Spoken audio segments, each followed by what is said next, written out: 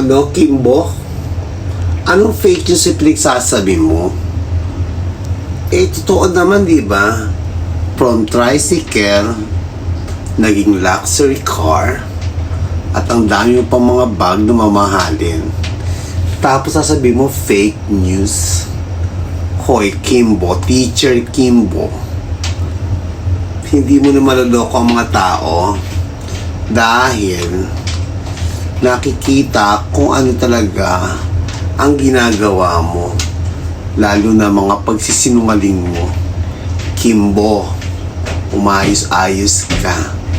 Hindi mo matatakasan ang ginawa mo sa lipunang Pilipinas. Harapin mo ang dapat mong harapin.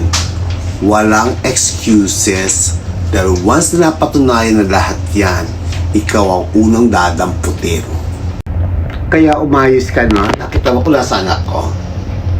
Nilabas na kita. Ganon.